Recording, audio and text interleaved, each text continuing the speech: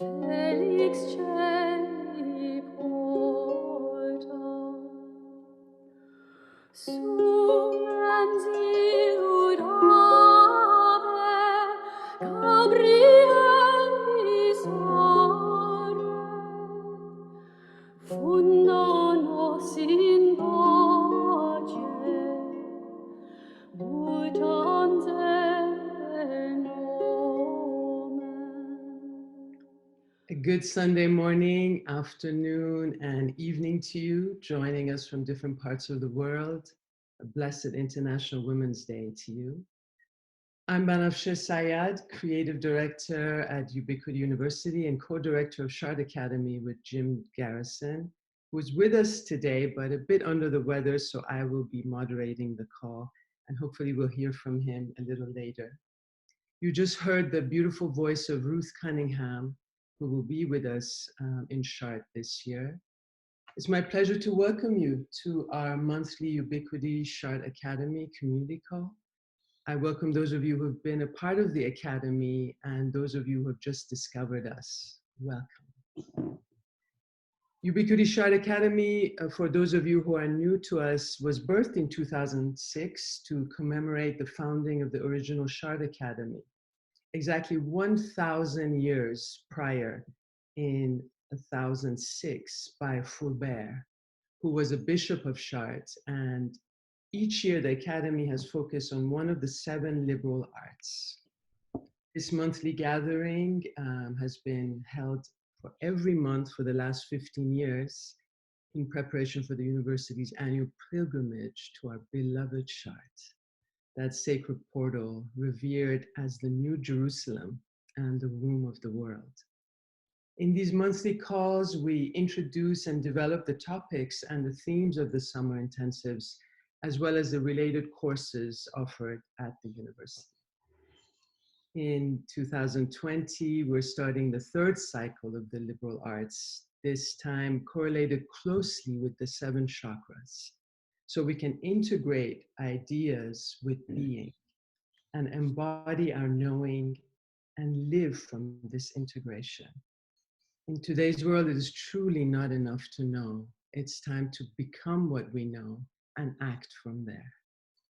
As you know, we're starting with the foundational liberal art of Grammatica, which deals with the power of words, and the foundational chakra, our roots.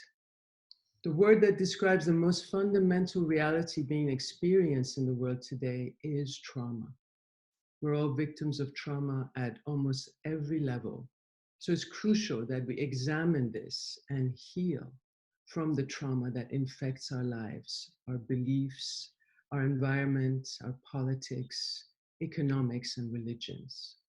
We want to pursue the most effective way to transform trauma into healing, which is through heart coherence. All healing begins in the heart, and creating coherence in the heart is the key to healing.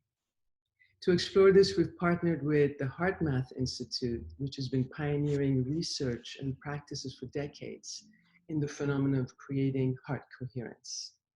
Our featured speaker in Chart will be Sheva Carr, HeartMath Master Trainer and founder of the Heart Ambassadors, who is here with us today, with Robert Browning, Director of HeartMath Health Partnerships and Senior Trainer, who we're hoping will also join us in Chart.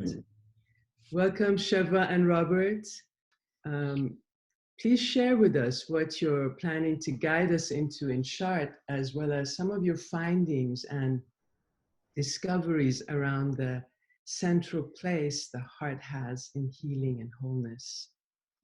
Mystical teachings have since time immemorial told us about the heart as the seat of the infinite within us. And now science has caught up, and it's very exciting to communicate the mystical in the language of science. So please share with us. Well, I think that summarizes the beauty, a huge part of the beauty of HeartMath right there is the scientific confirmation of what the mystical has always known. But to your point, to be able to embody that knowing not just know it conceptually as an ideal, but to live it wholly as a lived experience is what the power of the heart gives us. Anything you want to add? I mean, the other beautiful part about it is in today's world with such a global society, so many different educational levels and demographics, to have something so simple be such a transformational pivot point in the human system. To be able to access and leverage the power of the heart, given the increased velocity of the stresses and the chaos that we're seeing in our global net. Any one time, any one of us, any seasoned practitioner, anyone who's been going for consciousness for a really long time, where they make those sincere maneuvers in the heart, it produces a shift in the physics of the field environment as well. So part of what we look at is not only how does the shift in coherence affect us physiologically in terms of our own inner health, our well-being, how that affects our creativity and innovation and brain function, but also how that shifts the electromagnetic field environments and helps uplift consciousness for humanity as a whole. So one thing that will definitely happen both here and in Chartres is interaction. The heart is a team sport. It's relational. So we would love to begin that way by asking each of you, those of you who are going to be joining us in France, and also those of you who are here with us now, wherever you are in the world, if you could have anything at all that you wanted as a result of your participation today in particular, for yourself and for the world, what would it be? And I would love to invite you to put that in the chat so that our dialogue isn't just to talk at you, but really to be with you in support of your deepest heart's desires. So what is drawing you to Chartres or to be a part of this ubiquity community? What does your heart want from it for yourself and for the world? And we're just monitoring the chat here. I encourage you to not just put it in the chat, but also to write it down and to ask yourself the question in this moment: if you got what you wanted, what would that give you? How would you feel? And Banafshe, maybe you could be our guinea pig if you would be willing to share what you want from being a part of this community. And if you brought that to fulfillment and fruition, how would you feel?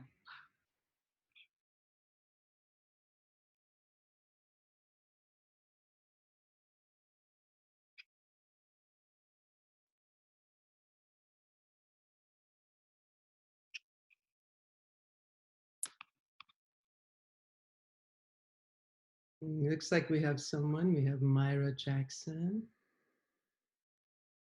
Feeling at peace with the environment and the coronavirus, to extend that peace to others, supported by life and the universal of which we are a part. Beautiful. Thank you, Myra. Does anyone not want that?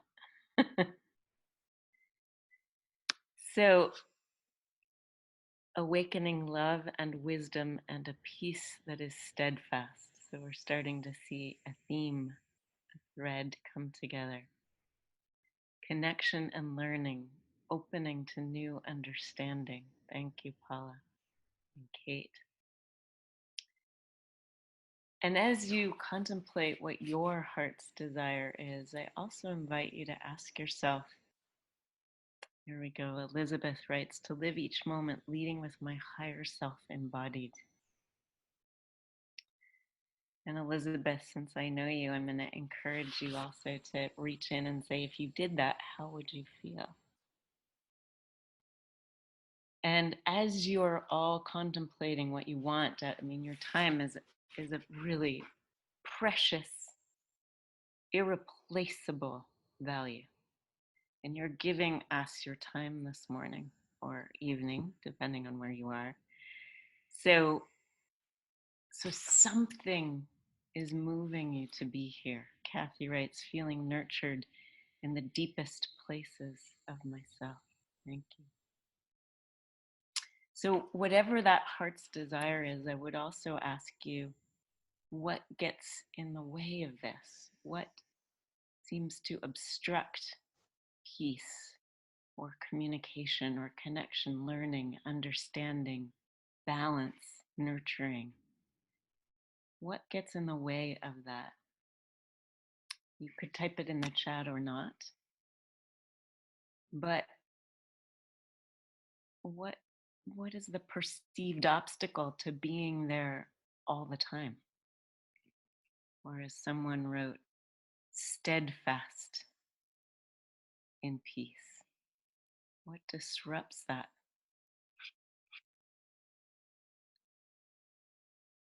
And so now some of the answers are coming in: self-protection, getting distracted,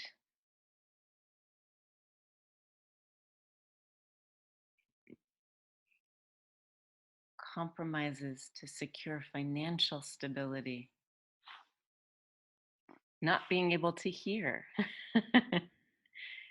fear of the unknown, the feeling of separation and isolation. And we even had implicit in the first response, the coronavirus is disrupting people's peace. So this sense of fear and defense and self-protection, which is a wink at why the intelligence of the universe has brought heart intelligence to this ubiquity event based in the root chakra. Because fear and defendedness are the incoherent or depleting polarity of the root chakra. And safety is the coherent or renewing capacity of the root. But to perceive safety in the face of traumatized nervous systems requires heart intelligence. Kathy also wrote, forgetting to slow down as one of the things that gets in the way, which I find interesting because in the Vedic system and tradition, as well as the Chinese system and tradition, the root chakra is the intelligence of slowing down. So all of these intentions that you're bringing forward and what's perceived to be in the way are very elegantly tied into what we'll explore in France. But right now what we're going to do is just share our screen for a moment, or attempt to. We're in the last vestiges of Mercury retrograde here, so we'll see whether Mercury is going to cooperate with us. Let's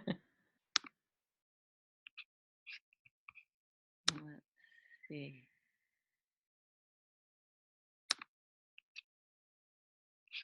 And maybe you could just give us an indication in the chat if you can see our screen.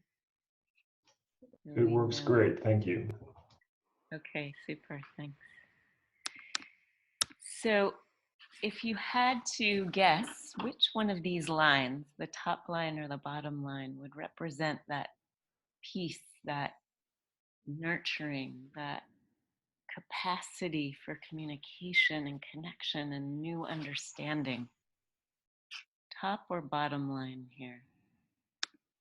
You could put your answers in the chat, although it may not let us see your chat while we're sharing our screen.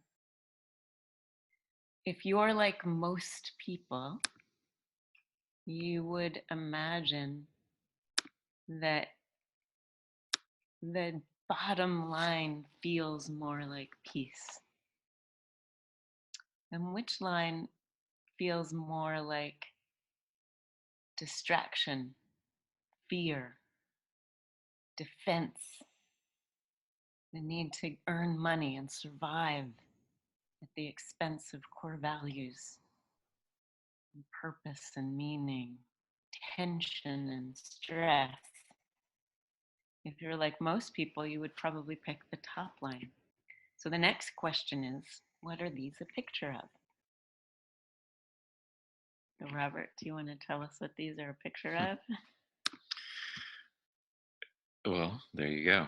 They're heart rhythm patterns. And when we're looking at, for any of those who are clinically trained, it's specifically called heart rate variability. You'll find this in fetal monitoring equipment. When you're measuring and monitoring a fetus before delivery, and it will inform hospitals and birthing centers protocols on it'll show you if the baby's in distress, but it turns out as adults, our heart rhythm patterns respond exactly the same way to different emotional states. And when we're stressed, you'll see basically this is an autonomic nervous system at war. You'll see the sympathetic and parasympathetic branches on the top that are speeding up and slowing down in a really herky-jerky fashion. This burns us out very quickly. It's a very inefficient use of energy. But what this trace will show you, this is actually one data set cut in half. It's a real person's trace sitting in a chair, and the chaotic pattern is them simply thinking about something that is frustrating. They're not actually in the alive moment of physically experiencing that which triggered frustration. It was just recalling it. So how often, what we're seeing, this increase of fear around the coronavirus, or what we might see when we're observing the news and thinking about it 2 hours later after we had thought about the news. Every time our physical heart will respond to whatever emotions we are choosing to feel in that moment. But this one person simply sitting in a chair and practiced a very simple experiential exercise, which we'll do on this call, that shifted the heart rhythm patterns from chaos to coherence within a few heartbeats, a few seconds. And while breathing through the heart area and imagining the breath flowing through the heart, and then activating, re-experiencing meaningfully a feeling of appreciation in this case, but anything, care, compassion, love, joy, any renewing, regenerative feeling that's meaningfully felt, the heart rhythm responds in a very coherent way, a very harmonious way. It balances the nervous system. It's a very efficient use of energy, and helps us not only preserve and optimize our health and well-being, but then it starts to affect other vital areas of our body. Over 1,400 things change in our physiology when we make this shift to a coherent heart rhythm pattern, which is an inside job independent of whatever is going on around us, including which part of our brain is perceiving the moment we're experiencing in life and responding to it. So this state of coherence in the heart rhythm pattern that can be accessed anywhere, anytime. We work with people in active conflict zones who are literally dodging bombs, who can find the sense of inner safety that leads to an outer capacity to create more safety for self and the world. What happens when the heart rhythm gets coherent is everything else in the body and mind gets in sync. You could imagine that an incoherent heart rhythm pattern has over 1,400 things that fall into disintegration, which we won't have time to talk about in the next 11 minutes, but we can talk about the impact that has. It's like driving your car with your foot on the gas and the brake at the same time. It burns through a lot of fuel, it destroys your brake pads, you can't get very far, and that's burnout. Not very nurturing, to use someone's word from their intention earlier. The opposite, really, of nurturing the inner places of self. But when the heart rhythm gets coherent, which we're going to do an exercise shortly to do together, it synthesizes all the body systems in a coherent, harmonious pattern, like finessing the fuel and the brake on your car. I used to play with this with my Toyota Prius. I used to play with how long I could go just using battery and minimizing use of fuel. That is kind of the game the heart plays with us. It is always seeking efficiency, and it turns out love, gratitude, care, and compassion generate the most efficient states of being for the human system. Anything else you want to add to that? No, we'll get into a second. Once you as an individual are making those coherent choices and your body is going into alignment from a whole system point of view, we'll see some science in a moment as well of how that affects others to help facilitate them into that coherent state as well. This allows you to feel better, perform better, have better relationships, have better health, and immediately, because of the electromagnetic field influence of your own heart, wherever you are, make a difference in your own life and in the world. So we mentioned one of the things that impacts is the brain. You want to speak to this, Robert? Sure, it's quite simple. I mean, the signals from the heart rhythm patterns travel northbound up the vagus nerve and greatly facilitates or inhibits cortical function. So the thalamus has a synchronous response. And for those of you who remember science in high school and college, the thalamus synchronizes neural activity in the brain. So if the thalamus is incoherent and the cells are firing in an incoherent way, it's like a drunk traffic cop trying to direct traffic, saying, well, this information goes here and this information goes there, and it gets a little quite confused. So that's when we knock over coffee cups or say stupid things at the wrong times that create messes that we need to clean up. But when the thalamus is in sync and firing in a coherent fashion, which when the heart rhythms are in sync, this synchronous response, as the heart rhythms are coherent, the thalamus becomes coherent.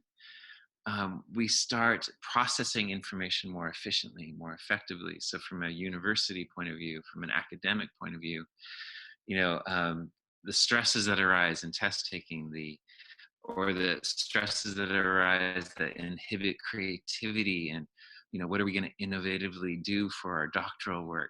It's all facilitated when you're coherent.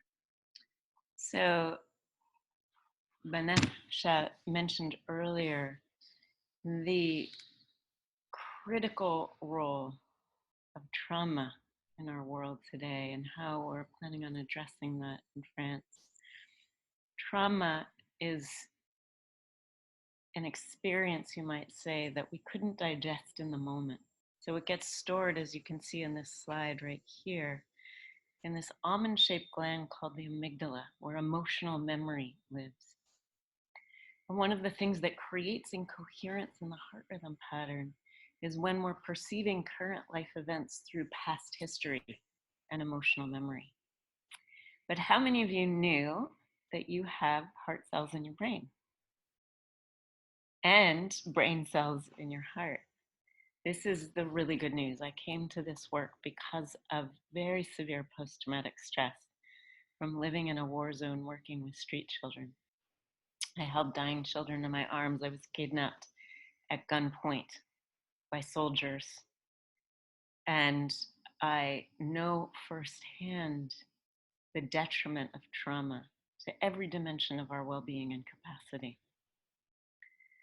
The good news is when we learn to create a coherent heart rhythm pattern, which can be done in a heartbeat, that coherent signal bypasses the emotional memory center of the brain, sending a signal up the vagus nerve and along 4 pathways of communication that opens up the parts of our brain that can perceive what's happening here now and no longer be imprisoned by our past. This is truly the potential the heart's intelligence and power gives us to live our lives through the windshield rather than the rearview mirror. The heart is a doorway to creating new and optimal futures. So let's go there by focusing attention together right now in the area around the chest. If you find it helpful, you can put your hand on your chest, but it's not required. And you can do this eyes open or eyes closed, which is a huge value proposition of coherence building skills. One of the reasons why health professionals in all 4 branches of the United States military and other organizations worldwide bring HeartMath in, because this shift can be made engaged in life. It's the promise of the embodiment of who we can be. We don't need to withdraw from life or only be in an idyllic cathedral in Chartres to contact this divine potential in us. We can do it while we're changing diapers, while we're stuck in traffic, while we're negotiating a violent conflict, while we're paying our taxes. It's bringing the divine through us to life. So as you put your focus of attention in the area around your heart, imagine your breath is flowing in through the heart and out through the heart or chest area. If you find it helpful, you can count to 5 as you breathe in. You can count to 5 as you breathe out.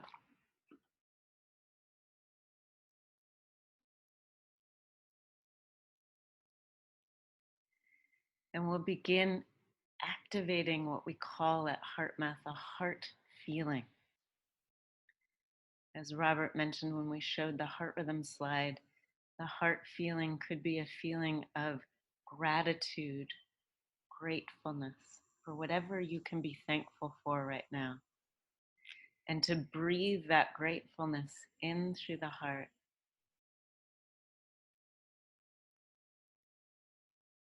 And out through the heart.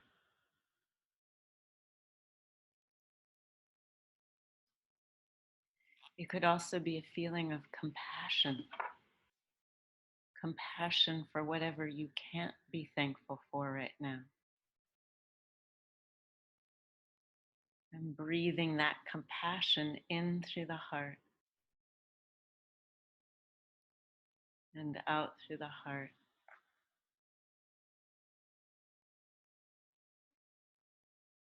I invite you to notice what happens in your body. Your emotions and your thought process as you breathe those heart qualities in through the heart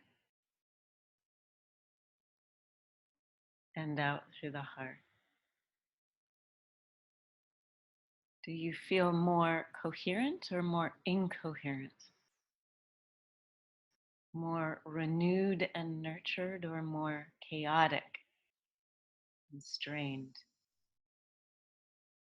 More peaceful or more disturbed? This is a gateway to immediately access and stabilize in inner peace anywhere, anytime. It opens up new perceptual centers for understanding, as you see in this slide, but it also helps us to access what Martin Luther King called the most powerful force in the universe.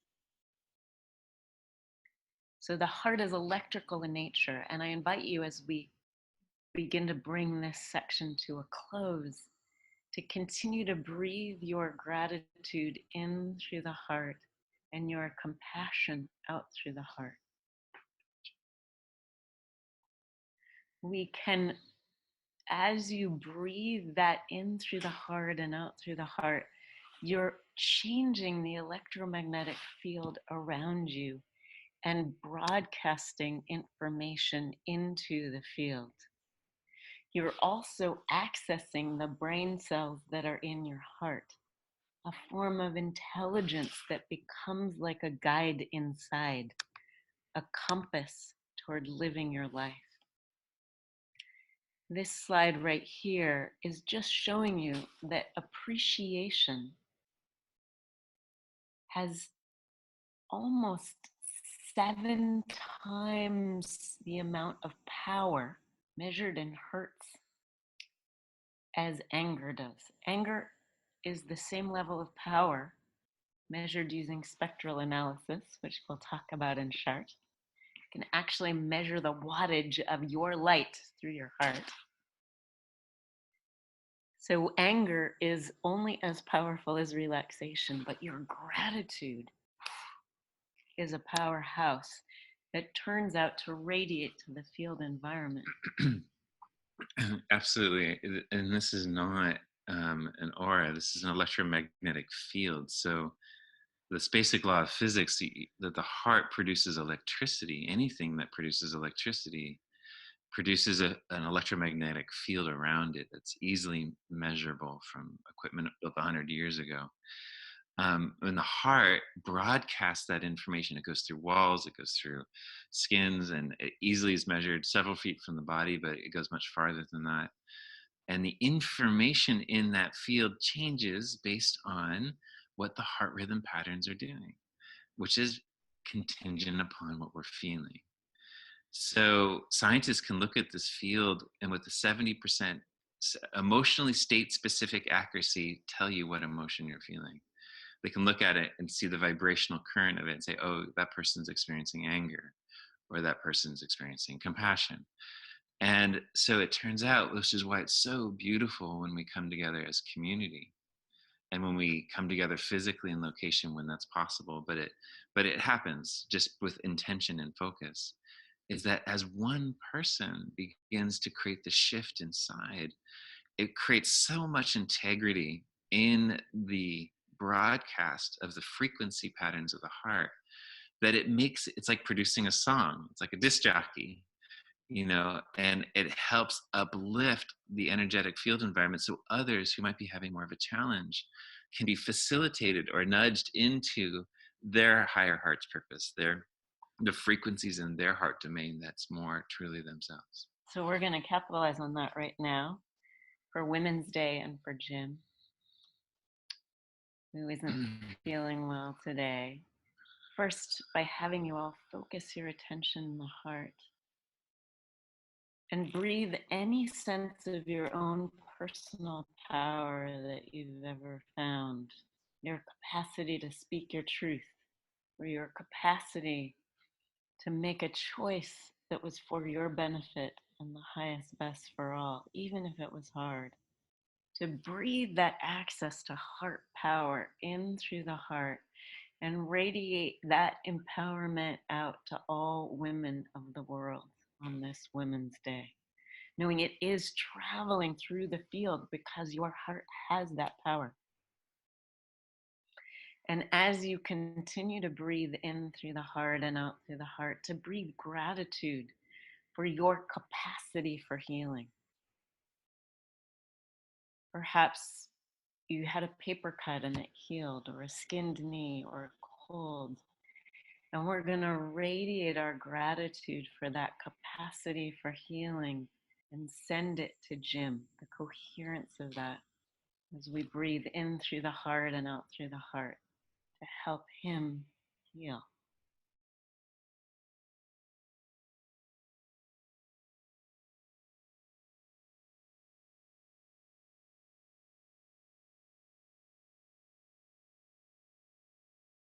As you do that in this community, even at a distance, just notice what happens in your own body, your own energy, your own emotions and thought process. This is transformation and healing and the transformation of traumatization for self and all. We're just going to give a nod to the fact that in Chartres, you will have, each of you who come, a piece of technology that you'll go home with that will show you your heart rhythms in real time. So as Vanessa said at the beginning, this is going to really be the embodiment of this, not just a nice idea to talk about. And it also turns out that this benefits the world. And I know many of us feel like the world is going down the toilet. But what was discovered on 9/11, and we're going to stop in just a minute for questions, is that collective human emotion actually impacts the Earth's ionosphere. So what you're looking at here is just like the heart is electromagnetic in nature, so is the Earth. There was a NASA scientist named Elizabeth Rauscher that was measuring the Earth's ionosphere prior to and during 9/11. This is not a heart rhythm pattern, even though it looks like it. This is an expression of the rhythm of the Earth's ionosphere prior to 9/11, which looked fairly coherent, actually. And at 9 a.m. Eastern Time on 9/11/2001, when the Trade Towers went down, the Earth's electromagnetic field and ionosphere became incoherent. The only thing NASA scientists could attribute that to was the collective human reaction, the emotional response. There had been bigger explosions prior to that. So nuclear testing, things like that. So that brought them to collaborate with HeartMath and began a process that gave birth to the Global Coherence Initiative, uniting millions of people in heart-focused care and intent to shift global consciousness from instability and discord to balance, cooperation, and enduring peace inside and out. And if you join us in Chartres in France this summer, you will become one of those millions united in that heart powerful intent.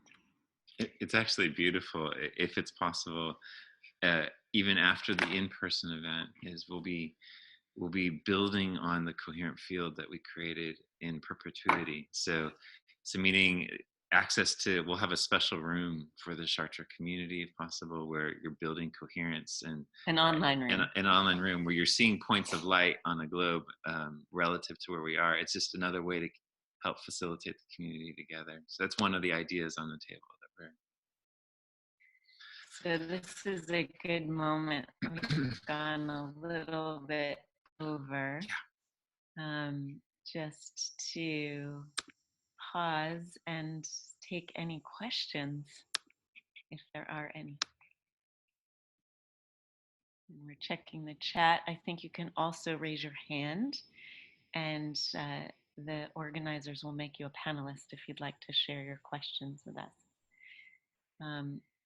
Lenita wrote, when I meditate or feel more connected, I often feel that my torus, so that field we showed you of the heart's electromagnetic field is called a torus, is larger. Is that accurate, or does the quality of the electromagnetic field change?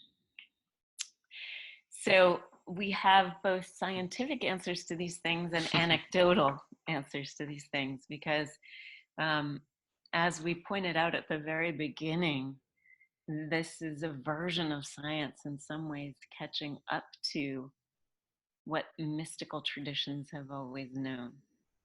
So the current electronic equipment that can measure the heart's field measures it 3 feet away from the body. The information in the field we can know anecdotally travels further and is more effective when it's coherent, because you could use the example of like this light in our home right now that you can see bouncing off our photograph back here is incandescent in nature. It's an incoherent form of light, maybe 40 watts or something, 70 watts probably, right? But if that light were made coherent, it would become a laser. The nature of coherent waveforms is they are lasers. And a 40 watt incoherent light bulb, if it was turned into a laser, would travel to the sun from our living room.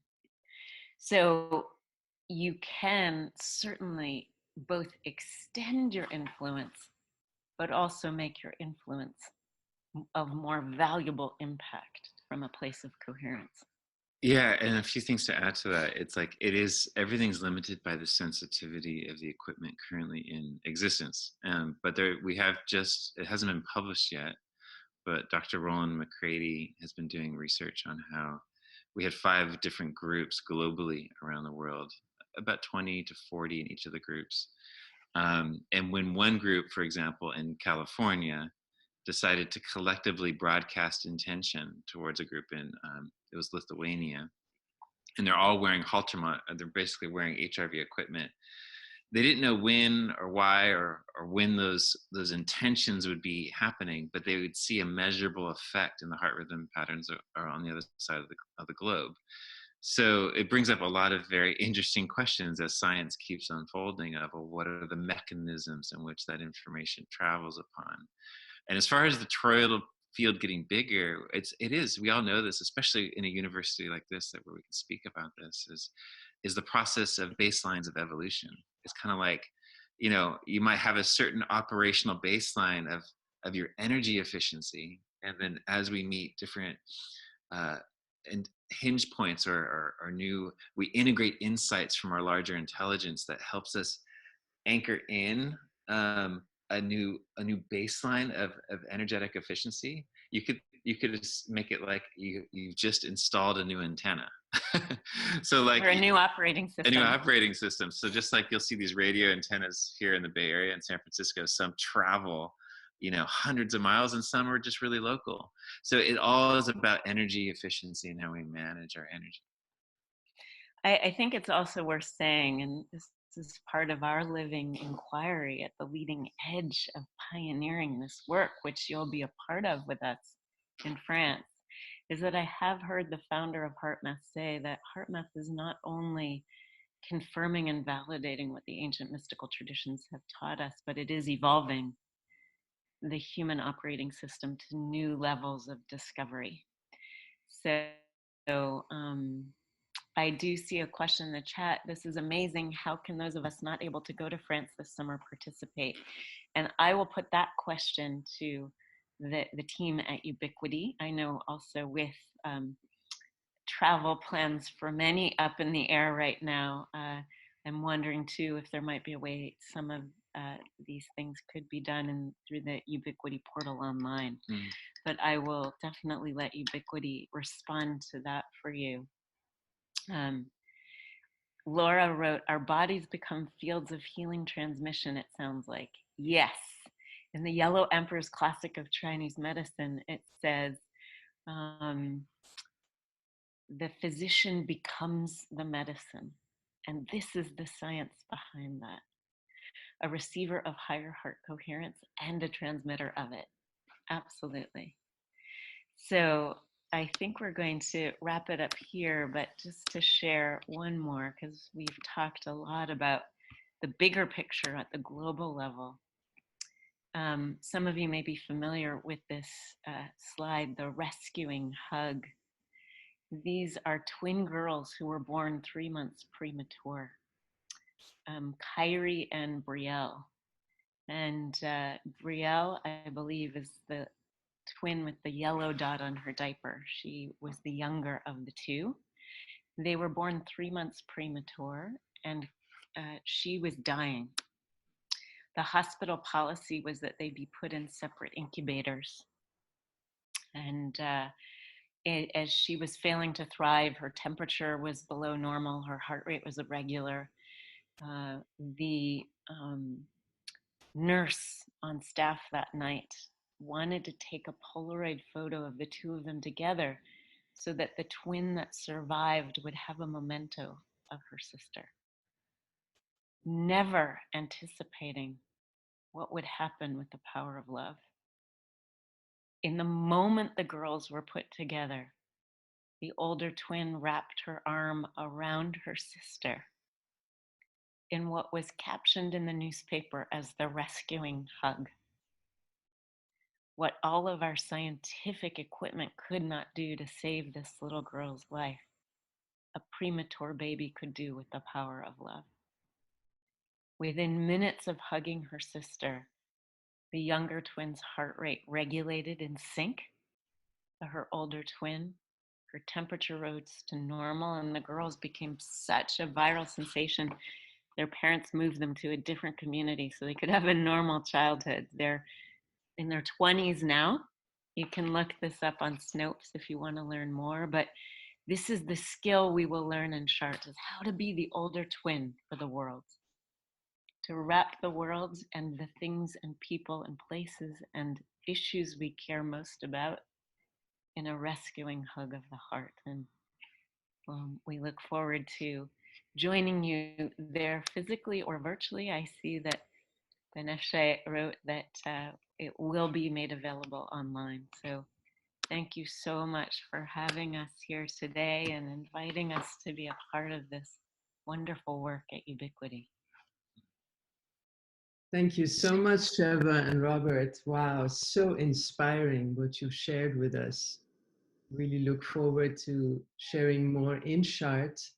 And if we need to shift our gathering to online, that's what we will do. We will follow. Of course, thank you so much for reminding us that whatever we emit, we become more of. That's amazing. And it's perfect timing because the cathedral in Chartres is really in our own hearts. So if we need to do it virtually, we'll access it here. Thank you. Thank you so much. Thank you. Blessings to you both. And gratitude, appreciation, and love.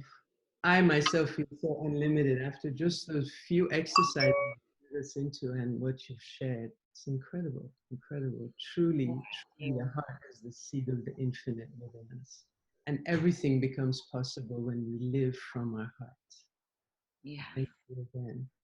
Thank you. We wish we could stay. We have a meeting, but we look forward to more. And we're so thrilled to find a kindred community in Ubiquity. Yes, yes. And I believe that we're planning a Ubiquity talk with you, Sheva. Yes. In April, hopefully, and we'll keep everyone posted for more amazing gems and knowledge and heart presence from Sheva. Thank you. Thank you, Robert. You're welcome. Thank you. So everyone, we're going to now turn to Nora, who will share with us about what we're doing for the very first time since the inception of the Chartres Academy. She's part of the Next Gen program. This is a program that we're starting this year designed for people under 30 who are interested in exploring the 7 liberal arts in Chartres as a group. Nora is a staff at Ubiquity, and she will be part of a small team of 3 who will be mentoring the people under 30 in our Next Gen program. So Nora, tell us a little bit about the program, and let's see if people have some questions. Hi everyone, I hope you can hear me, and thank you Beneshe, thank you Sheva as well. It was an amazing presentation. Raji should be here with me too, but I will start introducing the Next Gen program. As you said, this is a program for under 30s in Chartres. At the same time, the Grammatica will be going on. And it just really, the project started because we enjoyed last year's program so much that we wanted to create a community of young people too. So just wanted to create a way for us to share the experience, not with the Chartres community, but also with the young people that really care about understanding themselves and their unique place in this world, and to do something to make the world better. So while we will really participate in the Grammatica journey, in the lectures and workshops, the Next Gen program will also feature special breakout sessions, as well as we will be gathering in different places sometimes and also doing different activities. so that we will build friendships and community to then support each other even after the Chartres Academy, and also to support our work in the word for the rest of the year. So we will also spend a lot of fun times together. That's the goal as well. Exploring the town and also the cathedral, of course, and the surrounding nature as well. Chartres has amazing nature around it, really beautiful parks as well, and the mother tree. And of course, then just getting to know one another deeply. So everything then that we will do together is on the basis of the understanding that in order to transform the world, we have to first transform ourselves. And we can do that also by supporting one another and creating this new community of young people.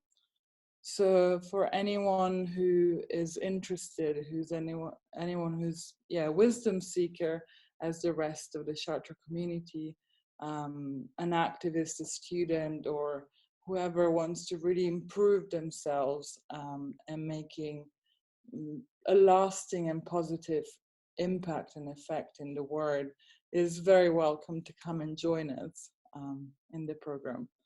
I don't know if Raji wants to add something about his experience as well.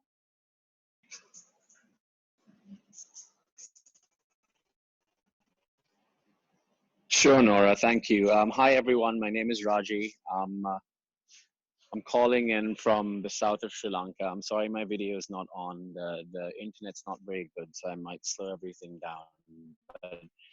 But, thank you, Nora, for the introduction and letting people know exactly what we're planning. If I can just take a couple of minutes just to give you my background and tell you what my experience was and why I was really excited about helping out with the Next Gen program. So I'm not exactly under 30, I'm 37, so a little bit over that. But the entire program last year, it was the first time I'd come out to Chartres, and it was the first time I'd experienced a lot of these sort of wisdom traditions, you know, all the way from visiting the cathedral to walking the labyrinth, to whirling with Banafshe. These were all very new and powerful experiences to me. And although most of the other people there were quite a little bit older than I was, I really felt like it was a very deep and transformative experience for me. And I could definitely see how this could be really impactful for younger people as well. That's why Matt, Nora, and I decided that we should really open this up to the younger generation. And then at the same time, create between the three of us a little bit of a bridge for those younger people through either these little breakout sessions that we're planning and through other activities for us to hang out and kind of act as a bridge for these younger people as they go through some of these really deep and powerful experiences, so that we can sort of debrief, talk about it, and really help them to understand the transformation as it takes place. So that's really what we have in mind. I'm really excited about it, and we'd like to really encourage anyone who knows younger people who might be interested in joining us to definitely do so. So thanks. That's all I've got to say for the time being. Nora, I'll hand back over to you or Banafshe. Thank you so much to both of you, Nora, Raji. And just like Raji said, we encourage people to attend with their children or with their grandchildren. I know that we have different age groups in Chartres. We've had people joining in different age groups, so we really encourage you to come as a family if you're interested. And I'd like to also say a few words on behalf of the university regarding the coronavirus situation and its potential impact on our summer programs. At the moment, we're still proceeding as planned. However, the health and well-being of our students, participants, and faculty is our first priority. So should the situation change, we will notify everyone immediately. We're monitoring it very closely with daily updates from the World Health Organization and with individual nation and state authorities. And because of the importance of these programs, we're also exploring additional solutions that may include offering a virtual option to have as backup plan in case the situation deteriorates further. In the event that we're unable to travel to France due to the warnings from health officials or travel advisories or bans, we will refund you your logistic fees. And in the event of full cancellation, of course, we will refund any program fees as well. So please watch for updates. We will keep in close contact over the next few weeks as we get closer to the dates of the event. You will be fully informed of plans we're making to ensure that the best experience possible in a highly dynamic and changing environment is what we will be offering. And in the meantime, if you have any questions, please reach out to the registrar and send us emails. I'd like to ask if there are any questions before I turn the call over to Apila Colorado to give us our final benediction. Let us know if you have any questions.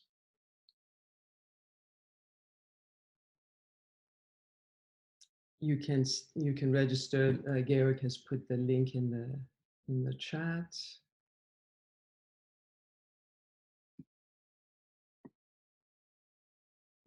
Of course, we want to hold in our hearts the swift and smooth resolution around this virus that affects our whole world.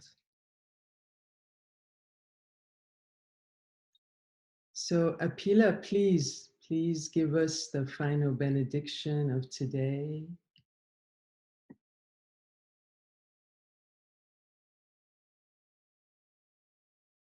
Good morning. Can you hear me okay, Banafshe? Yes, absolutely. Let's see, which I'm going to light the cedar.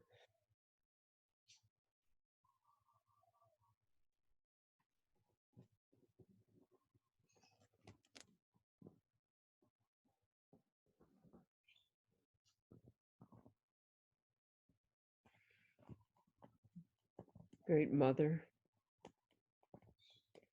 creatress of our universe, it's our Jistri Yahweh with our Chartres community. We put our hearts and minds together right now. We offer our love and our gratitude for the chance to come together and pray for the people who are suffering from the coronavirus. We ask for relief and remission from fear for ourselves and for others. May we step forward in light of this challenge, renewed as people, renewed as a community, and pick up our sacred cloak, dropped 1,000 years ago at the hill of Chartres, when the Druids stepped back. They too faced a really, really difficult time. And we're thankful for those people, those Gaul Celts, who made their prayers at that hill to be followed by religions of all faith coming together and creating the mystery that we know today as Chartres. May our hearts and our minds, may our bodies, may our ancestors step with us as we move forward through this time of test and challenge, to the renewal of the word, to the renewal of being that is Chartres. Ah, Mama, ooh, I know. Thank you. Thank so much, Apila. Thank you, everyone. See you next month on April 12th. And until then, stay coherent.